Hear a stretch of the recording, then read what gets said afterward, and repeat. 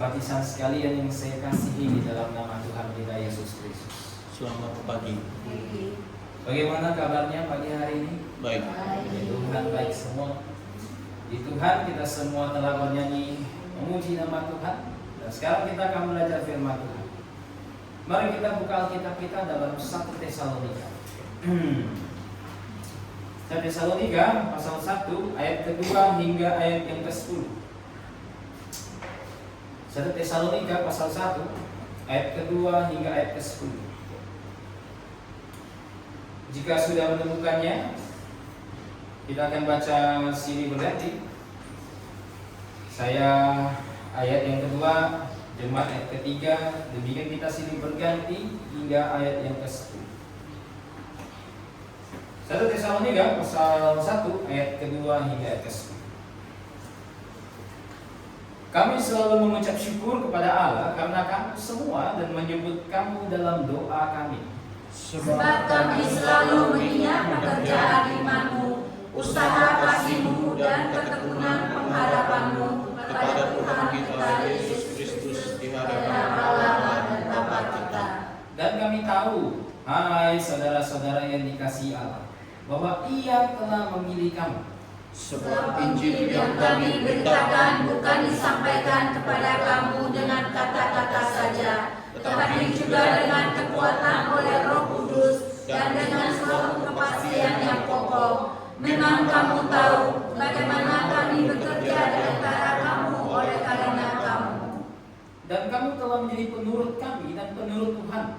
Dalam penindasan yang berat, kamu telah menerima firman itu dengan sukacita yang dikerjakan oleh Roh Kudus. Sehingga kamu telah menjadi teladan untuk semua orang yang percaya di wilayah Makedonia dan Akhaya. Karena dari antara kamu firman Tuhan bergema, bukan hanya di Makedonia dan Akhaya saja, tetapi di semua tempat telah tersiar kabar tentang imanmu kepada Allah, sehingga kami tidak usah mengatakan apa-apa tentang hal itu. Sebab mereka sendiri bercerita tentang kami, bagaimana kami kamu sambut dan bagaimana kamu berbalik dari berhala-berhala kepada Allah untuk melayani Allah yang hidup dan yang benar. Dan untuk menantikan kedatangan anaknya dari surga yang telah dibangkitkannya dari antara orang mati, yaitu Yesus yang menyelamatkan kita dari murka yang akan datang. Mari kita berdoa. Bapa di dalam kerajaan surga, kami mengucap syukur atas kasih setia. Kami dapat membaca firman-Mu pada hari ini. Itu semua berkat penyertaan-Mu yang telah memelihara firman-Mu. Bapa di surga, kami hari ini akan mempelajari bagian yang telah kami baca ini. Kiranya Engkau berikan kami hikmat, agar kami dapat mengerti firman-Mu dengan baik, agar kami semakin dewasa di dalam Tuhan kami Yesus Kristus ketika kami memahaminya. Allah di surga, berikan juga hikmat kepada hamba-Mu yang mengajar. Kiranya dapat mengajar dengan baik sesuai dengan kehendak-Mu. Kiranya apa yang keluar dari mulut hamba-Mu adalah kebenaran dan bukan kesesatan. Terima kasih Bapa. Hanya di dalam nama Tuhan kami Yesus Kristus kami sudah berdoa dan mengucap syukur. Amin. Saudara, anak kecil itu senang dipuji. Saya punya ponakan ada 2. Kalau dia melakukan sesuatu, kalau kita puji itu dia senang, happy. Karena mungkin dia menganggap bahwa pekerjaan dia, usaha dia itu dihargai. Begitu.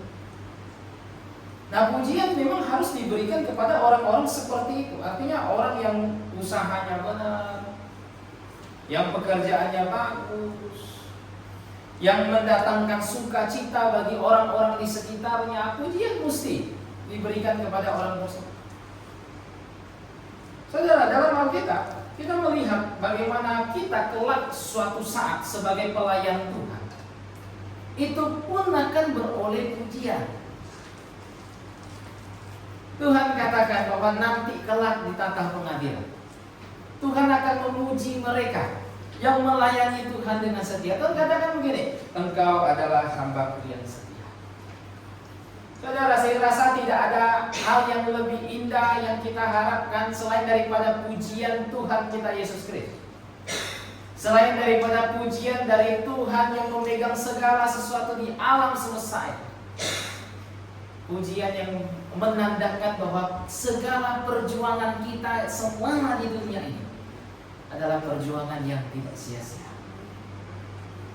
Segala kepelayanan yang kita lakukan dengan berjerih lelah, berkeringat, penuh pengorbanan, akhirnya mendapatkan satu hal yang indah berupa pujian dari Tuhan kita Yesus Kristus. Saudara, ini sesuatu yang kita harapkan. Pujian dari Tuhan kita Yesus Kristus. Nah, sebagai jemaat Tuhan, kita mesti memikirkan hal satu ini. Jangan sampai nanti ketika kita berhadapan dengan juru selamat kita, ternyata bukan pujian yang diberikan kepada kita. Jangan sampai Tuhan berkata kepada kita, "Oh, engkau hambaku yang tidak setia. Oh, engkau telah meninggalkan kasih-Mu yang mula-mula. Oh, engkau bukan orang yang rela mengorbankan segala-galanya untukku." Jangan sampai, saudara. Makanya ini menjadi satu perhatian khusus tentunya bagi jemaat perjanjian baru, terutama kita yang hidup di tahun 2026. Saudara, Paulus di tempat ini memuji jemaat Tesalonika.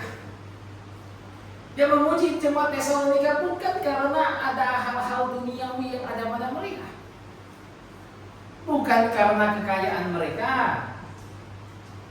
tetapi dia memuji mereka karena ada hal rohani yang muncul di tengah-tengah mereka. Satu hal yang rohani yang begitu bersinar, bahkan lebih terang dari segala terang yang ada di dunia ini. Maka Paulus memuji jemaat Tesalonika. Maka Tuhan memuji jemaat Tesalonika, saudara. Nah, sekarang kita mau lihat apa saja hal yang membuat Paulus akhirnya memuji jemaat Tesalonika. Apa saja itu? Dan hal-hal tersebut tentu mesti kita ikuti sebagai jemaat perjanjian baru, sebagai jemaat yang benar, sebagai tubuh Tuhan kita Yesus Kristus yang ada di Pontianak. Nah, saudara, apa saja hal itu? Pertama, kita lihat ayat kedua sampai ketiga. Dikatakan apa? Kami selalu mengucap syukur kepada Allah karena kamu semua dan menyebut kamu dalam doa kami. Sebab kami selalu mengingat pekerjaan imanmu, usaha kasihmu, dan ketekunan pengharapanmu kepada Tuhan kita Yesus Kristus di hadapan Allah dan Bapa kita. Nah, saudara, apa hal pertama yang membuat Paulus memuji mereka? Hal pertama adalah karena karakter mereka. Mereka punya karakter yang sangat berkualitas sebagai orang Kristen. Mereka punya karakter yang sangat indah sebagai pengikut Tuhan. Mereka punya karakter yang sangat mulia sebagai orang-orang yang mengasihi Tuhan. Saudara, Paulus di sini memberikan 3 ungkapan sebagai kualitas dari karakter mereka. Kita lihat ungkapannya. Dikatakan apa sih? Kami selalu mengingat pekerjaan imanmu. Ini ungkapan pertama, saudara, dari karakter mereka. Mereka punya pekerjaan iman. Saudara, pekerjaan iman dalam bahasa Yunani ini mengindikasikan pekerjaan yang dihasilkan oleh iman. Bukan sebaliknya. Bukan iman yang dihasilkan pekerjaan, bukan. Tetapi pekerjaan yang dihasilkan oleh iman. Saudara, di dalam Alkitab kita temukan berlembar-lembar, berlusin-lusin bukti bagaimana Tuhan menyatakan dengan tegas bahwa semua orang beriman pasti akan menunjukkan bukti iman. Bahwa semua yang namanya iman yang sejati pasti menghasilkan buah, pasti menghasilkan tindakan. Saudara, ini iman sejati yang didefinisikan oleh Tuhan. Makanya Tuhan katakan dalam Yakobus pasal 2, dikatakan apa? Iman tanpa perbuatan, hakikatnya mati. Kenapa, saudara? Kenapa Yakobus buat satu statement seperti itu? Yang jelas statement ini bukan menjelaskan bahwa oh kalau saya mau masuk surga saya harus melakukan sesuatu. Bukan itu yang dimaksud Yakobus. Yang dimaksud Yakobus adalah bahwa iman yang sejati pasti akan diikuti perbuatan, pasti akan diikuti pekerjaan. Begitu saudara. Itulah sebabnya Paulus katakan dalam surat Titus bahwa Tuhan membentuk suatu umat untuk rajin berbuat baik.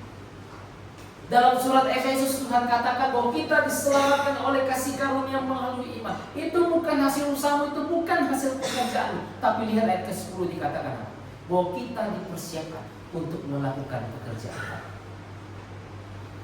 Jadi saudara, iman konsekuensi logisnya adalah pekerjaan. Itu pasti. Iman konsekuensi logisnya adalah pekerjaan. Nah, iman jemaat Tesalonika seperti apa? Kita lihat ayat ke-9 dikatakan apa itu? Sebab mereka sendiri bercerita tentang kami, bagaimana kamu sambut dan bagaimana kamu berbalik dari berhala-berhala kepada Allah. Saudara, mereka tadinya nyembah berhala. Mereka tadinya orang-orang yang sujud menyembah kepada dewa-dewi Yunani.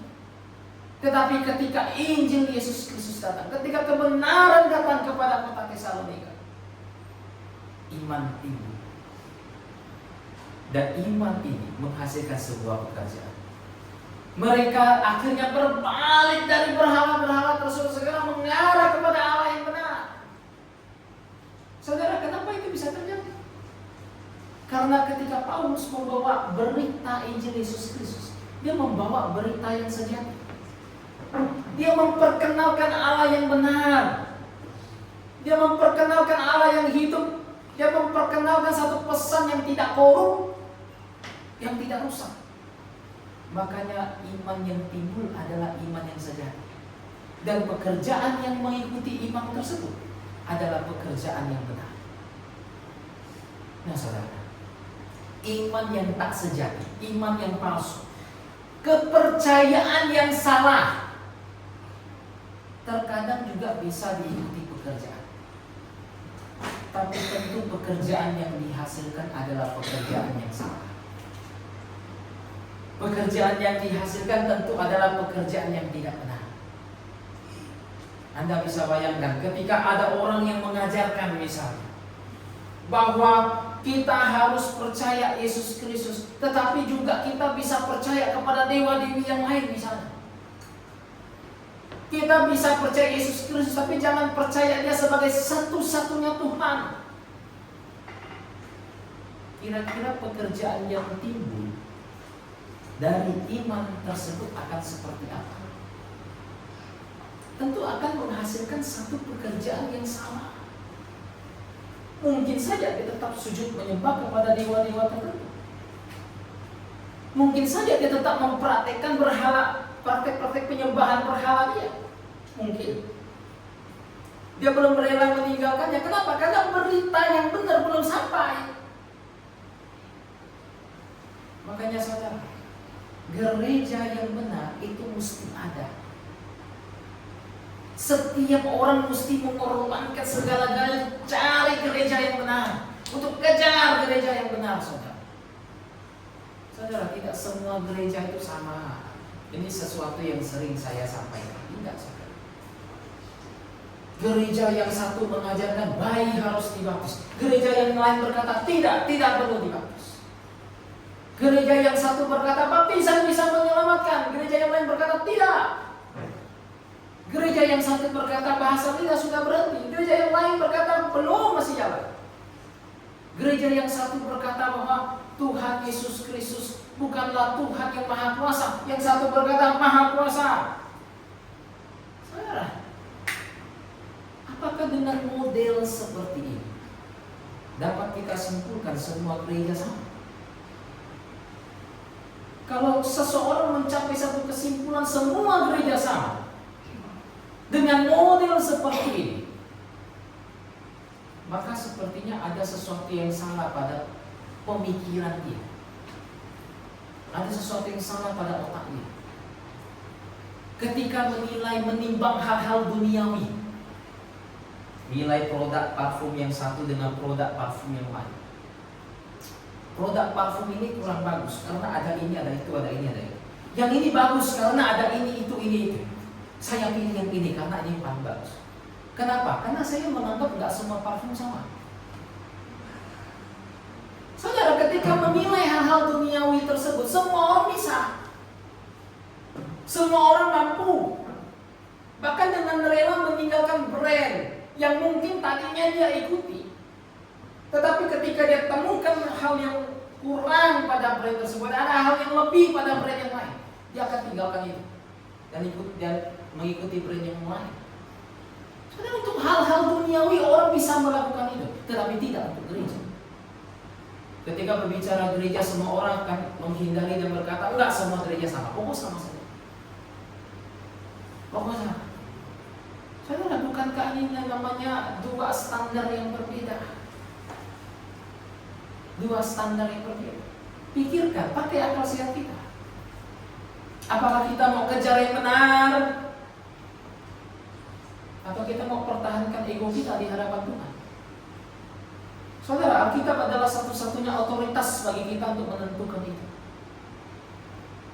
Jangan pikirkan apa yang dikatakan pendeta saya, apa yang dikatakan hamba Tuhan, hamba Tuhan itu.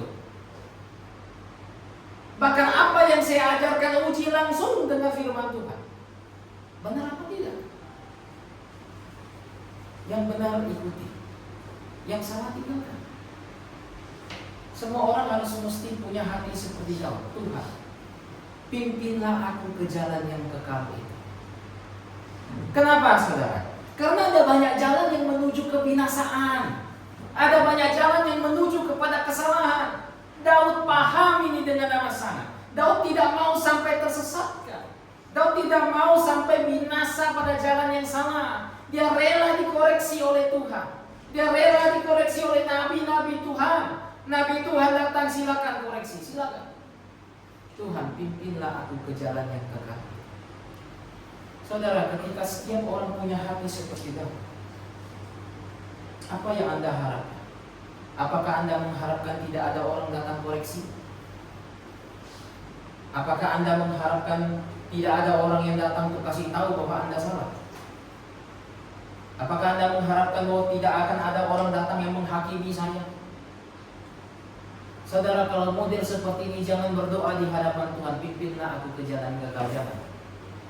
Lebih baik ikuti saja keinginan hati iblis untuk berjalan tersesat, mengikuti arah hati masing-masing.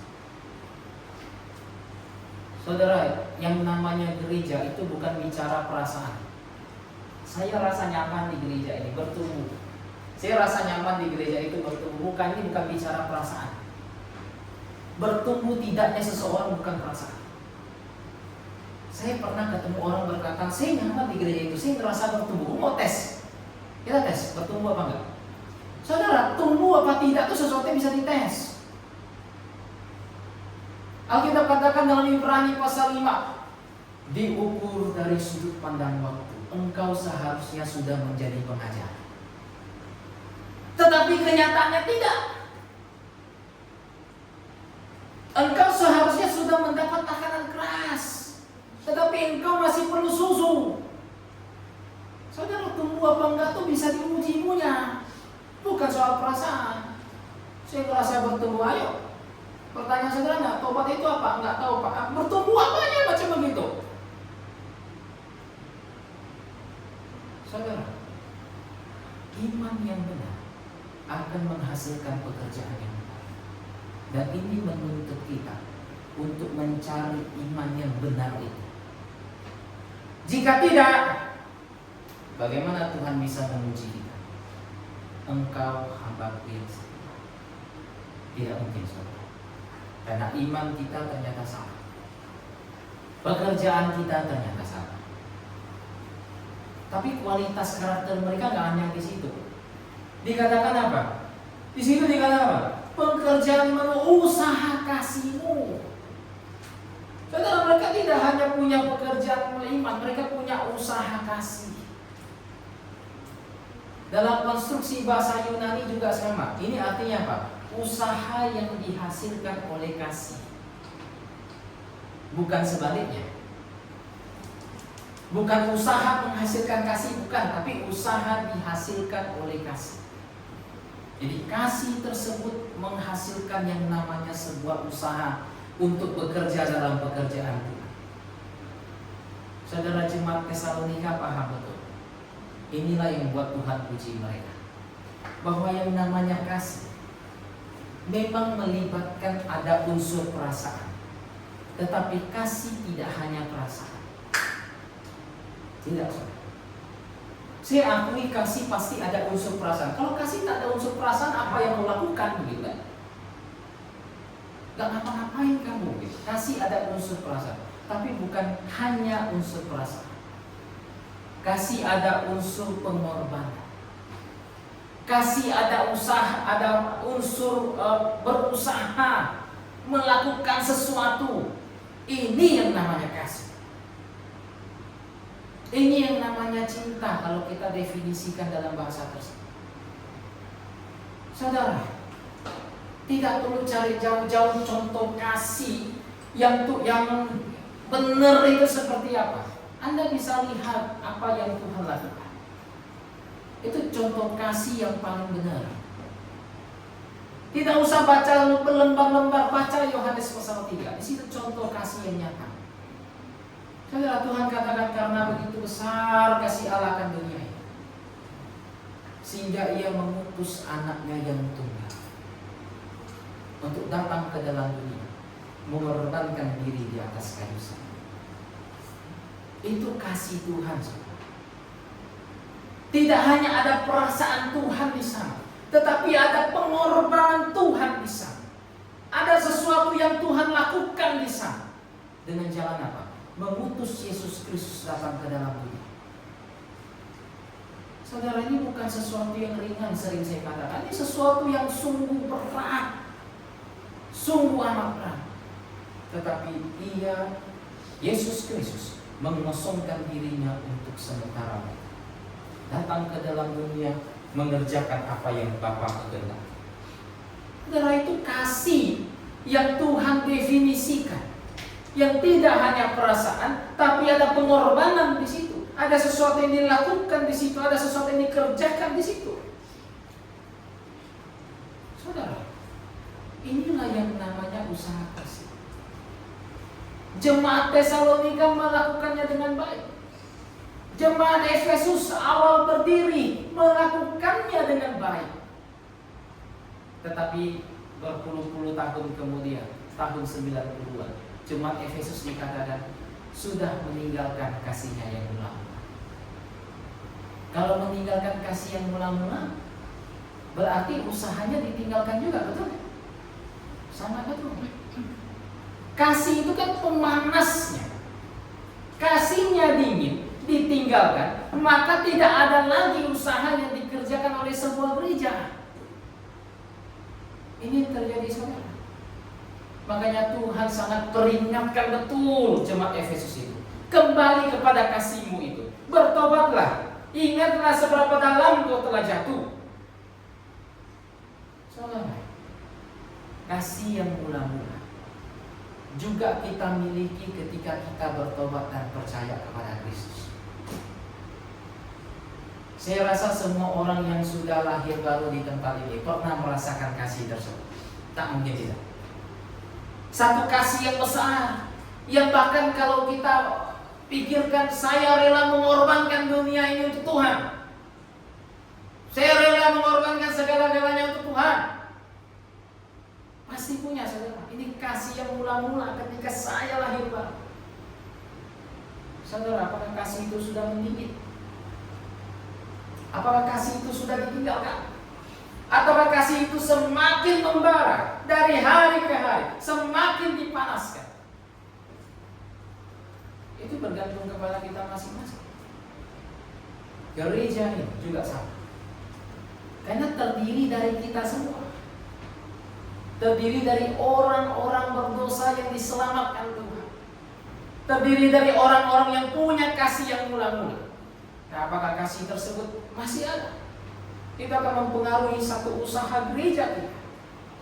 Saudara, jika tidak, jika sudah kita tinggalkan, Apakah kita masih berharap Tuhan memuji kita? Engkau adalah hamba-Ku yang setia. Tidak, saudara.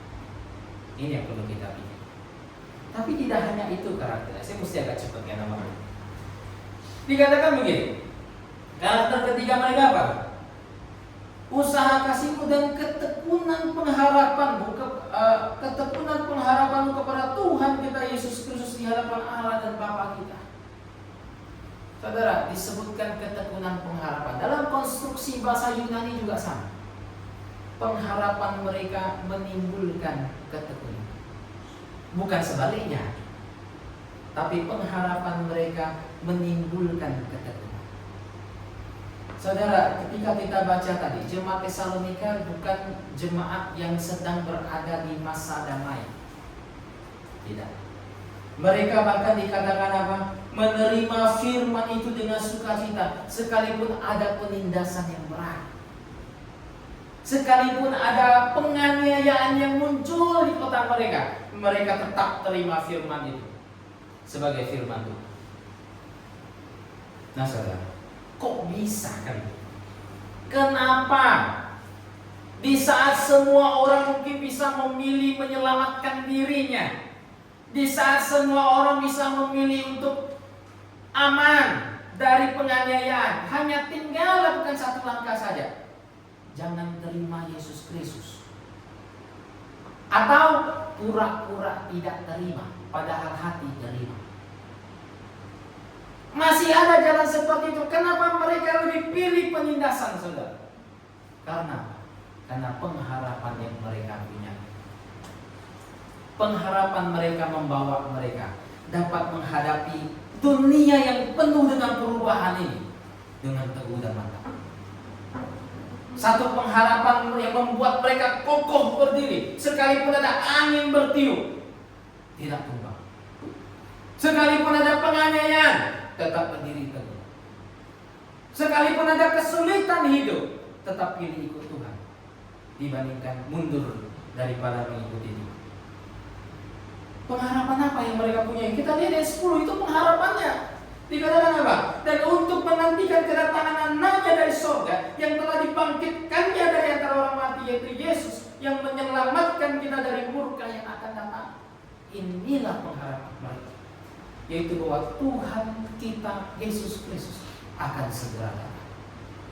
Saudara, pengharapan ini sangat diimani jemaat Tesalonika. Saking diimaninya, surat 1-2 Tesalonika, di setiap pasalnya Anda baca, di setiap pasalnya pasti ada berita tentang Yesus Kristus akan segera datang.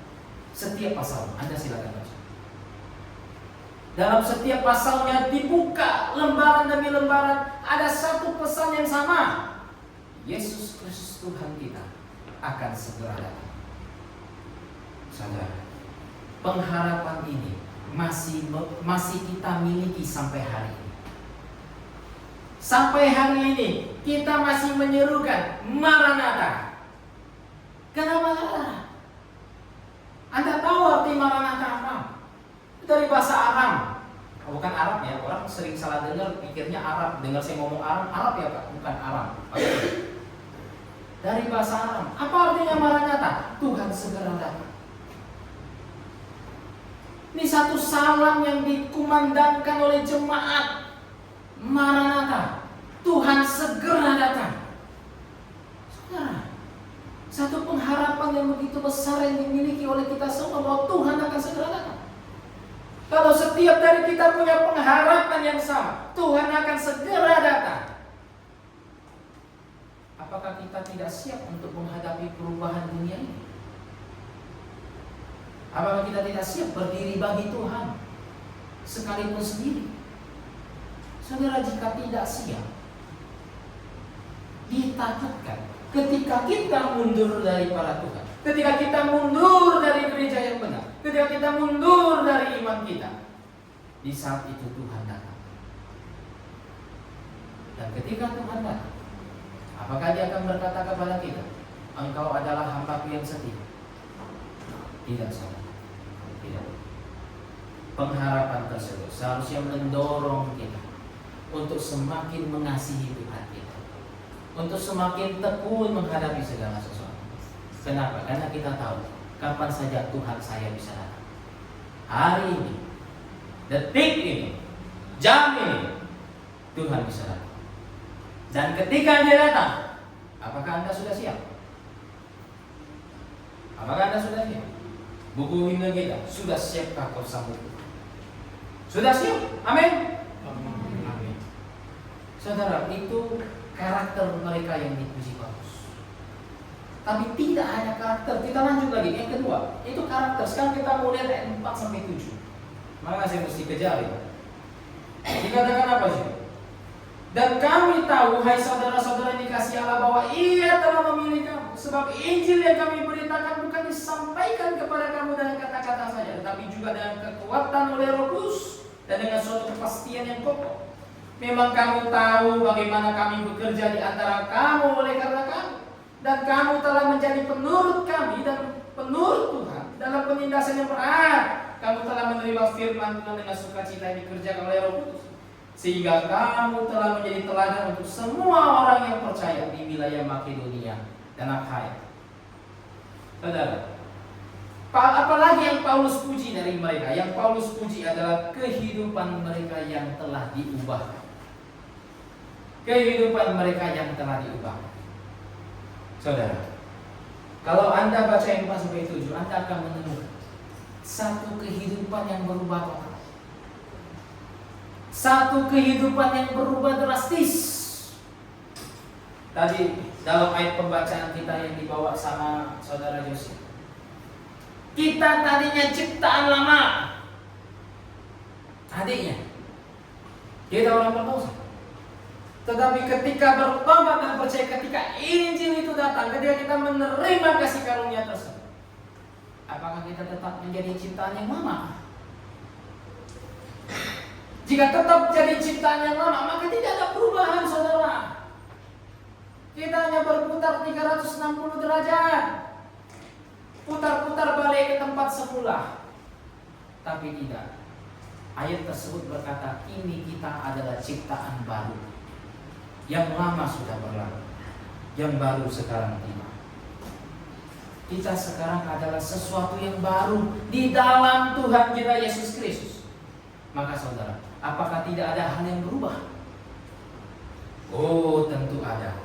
Berubah, saudara, 180 derajat. Dan itu semua terjadi karena apa? Karena Injil Yesus Kristus. Tidak ada yang lain. Tidak ada satupun ajaran di muka bumi ini yang lebih paten, yang dapat mengubah hidup seseorang dengan amat sangat, tidak, selain dari Injil Yesus Kristus. Kenapa? Tadi kita baca, dikatakan apa? Sebab Injil yang kami beritakan bukan disampaikan kepada kamu dengan kata-kata saja, tetapi juga dengan kekuatan oleh Roh Kudus dan dengan suatu kepastian yang kokoh. Saudara, itu bukan hanya kata-kata saja. Semua ajaran agama apa di luar dari Injil Yesus Kristus itu hanya kata-kata saja. Kata-kata yang tidak membawa satu perubahan, yang tidak menjadikan seseorang menjadi ciptaan yang baru. Tidak, saudara. Itu hanya kata-kata belaka. Tapi Injil Yesus Kristus berbeda. Dia tidak hanya kata-kata saja. Roma 1:17 dikatakan apa? Injil itu adalah kekuatan Allah yang mampu mengubah manusia, yang mampu menyelamatkan manusia. Dia datang dengan kepastian yang kokoh. Saudara, itu Injil kita, Tuhan kita Yesus Kristus. Dan Injil ini bisa mengubah hidup seseorang jikalau orang tersebut memutuskan mau bertobat dan percaya kepada Injil tersebut. Memutuskan mau berbalik dari segala pengajarannya yang salah, dari berhala dia, dari dosa dia, berbalik kepada Allah, berbalik kepada kekudusan Tuhan kita, dan percaya kepada Yesus Kristus sebagai satu-satunya juru selamat. Maka dia akan berubah, saudara. Pasti 100%. Tak mungkin tidak. Buku himne kita kan ada lagu tentang itu juga. Aku berubah, sesuatu terjadi. Serak-serak, hampir putus suara itu. Saudara, ada sesuatu yang terjadi ketika saya menerima Kristus. Setiap Anda juga pasti mengalaminya. Saya pribadi mengalaminya. Ada sesuatu yang berubah. Ada sesuatu yang berubah. Ini terbukti di sepanjang zaman. Terbukti di sepanjang zaman. Saudara, Paulus memuji mereka karena perubahannya. Maka jika kita tahu bahwa ini dapat mendatangkan sukacita besar bagi Tuhan, maka apa tanggung jawab gereja? Agar Tuhan memuji kita. Tanggung jawab gereja, tanggung jawab kita bukan hanya sekedar kita hidup dalam ciptaan baru tersebut, bukan hanya sekedar hidup di dalam hukum Tuhan tersebut, tetapi juga memberitakan Injil Yesus Kristus, supaya semakin banyak orang yang menjadi ciptaan yang baru. Saudara, ini amanat agung yang Tuhan berikan kepada jemaatnya, kepada jemaat perjanjian baru, kepada gereja yang benar. Maka ada banyak usaha yang kita lakukan, dan jemaat mesti berdoa dengan tekun atas segala usaha yang kita kerjakan. Baik itu penginjilan, baik itu PA, baik itu pembagian traktat online sebagainya. Semua kita kerjakan. Supaya apa? Ada orang yang menjadi ciptaan yang baru. Nah saudara, itu yang kedua. Ini kada waktunya. Kita yang terakhir, ayat 8 sampai 10. Dikatakan apa? Karena dari antara kamu firman Tuhan bergema bukan hanya di Makedonia dan Akhaya saja, tetapi di semua tempat telah tersiar kabar tentang imanmu kepada Allah, sehingga kamu tidak usah menyatakan apa-apa tentang hal itu. Sebab mereka sendiri bercerita tentang kamu, bagaimana kamu sambut dan bagaimana kamu berbalik dari berhala-berhala kepada Allah untuk melayani Allah yang hidup dan yang benar, dan untuk menantikan kedatangan anaknya dari sorga yang telah dibangkitkannya dari antara orang mati, yaitu Yesus yang menyelamatkan kita dari murka yang akan datang. Saudara, tadi kita lihat Paulus memuji mereka karena karakter mereka. Yang kedua, Paulus memuji mereka karena kehidupan mereka yang telah berubah. Dan yang terakhir, Paulus memuji mereka karena kesaksian mereka yang menggema. Paulus katakan, bukan hanya di Makedonia saja, tapi sampai ke Akhaya. Anda tahu Tesalonika bagian dari Makedonia? Akhaya itu di luar dari mereka. Saudara, Anda bisa lihat bagaimana kesaksian hidup mereka tidak hanya menyebar di satu kota, tetapi bahkan sampai ke kota yang lain. Bahkan Paulus katakan, tak perlu lagi orang bercerita tentang kami, tak perlu. Semuanya sudah tahu karena kesaksian kalian, kesaksian iman kalian, kesaksian pengharapan kalian. Semuanya tahu, semuanya telah menggema sampai ke seluruh bagian. Maka bagaimana tidak Tuhan tak puji mereka? Saudara, ini yang Tuhan inginkan dari semua jemaat. Apa? Menjadi kesaksian yang hidup, menggemakan ke segala wilayah kesaksian akan Tuhan kita Yesus Kristus, menggemakan kemana-mana iman kita, kepercayaan kita, ketekunan kita. Ini yang Tuhan inginkan, saudara, dari semua orang percaya. Tuhan katakan apa? Kita garam dan terang dunia. Kota yang terletak di atas gunung, kata Tuhan, takkan mungkin tersembunyi. Kenapa? Karena ada terang di situ. Kota di atas gunung itu punya banyak manfaat. Minimal kalau mau diperangi agak susah, karena orang mesti daki gunung dulu. Tetapi punya banyak kerugian juga. Salah satu kerugiannya adalah gampang diketahui orang. Anda bisa sembunyi. Ada satu obor nyala di situ, orang tahu di situ ada kota. Apalagi sekarang ada lampu. Anda tersesat di hutan sekalipun, tiba-tiba jalan-jalan lihat ada sinar di situ, ada harapan. Ada pemukiman warga di sana. Ada harapan untuk keluar dari hutan tersebut. Saudara, inilah jemaat Tuhan di tengah-tengah dunia yang gelap ini. Saudara, ketika dunia ini dipenuhi oleh segala bentuk kegelapan, bagaimana bisa tidak jemaat itu tidak menonjol? Bagaimana mungkin tidak? Orang kita terangnya, semua orang gelap, orang bisa masuk, itu terangnya. Bagaimana mungkin tidak menonjol, saudara? Tetapi ketika sebuah jemaat, ketika sebuah gereja menjadi gelap, menyimpan kesaksian, menutupi kesaksian, menaruh pelitanya di bawah gantang, maka Tuhan katakan, betapa gelapnya kegelapan tersebut. Sungguh amat gelap. Semua orang berjalan dalam keadaan tidak tahu menahu. Semua orang akan hidup seperti orang-orang Niniwe. Di dalam kitab Yunus pasal 4, tak bisa bedakan mana tangan kanan mana tangan kiri. Oh saudara, betapa gelapnya hal itu. Kalau orang sampai tak tahu bedakan tangan kanan tangan kiri, betapa gelapnya itu. Saudara, dengan demikian betapa pentingnya terang dari sebuah gereja yang benar. Sangat penting, saudara. Sangat penting. Saudara, yes, ya. Katakan bahwa kita itu adalah penjaga. Tuhan tempatkan kita itu seperti penjaga di atas menara. Kita punya terang. Melihat ke bawah, ada orang yang hampir mati oleh pedang. Ada orang yang hampir mati di dalam kesalahan dia, di dalam dosa dia. Maka tanggung jawab kita diberitakan Tuhan dalam kitab Yesaya. Kasih tahu dia bahwa dia hampir dibunuh oleh pedang, bahwa ada pedang mengikuti di belakang dia. Kasih tahu dia agar dia jangan mati di dalam kesalahan dia. Ini tanggung jawab kita untuk menggemakan kesaksian tersebut kemana-mana. Dengan demikian, maka kita semua akan menjadi jemaat yang patut dipuji oleh Tuhan. Menjadi jemaat yang menerima puji-pujian dari Juru Selamat kita. Engkau adalah hamba-Ku yang setia.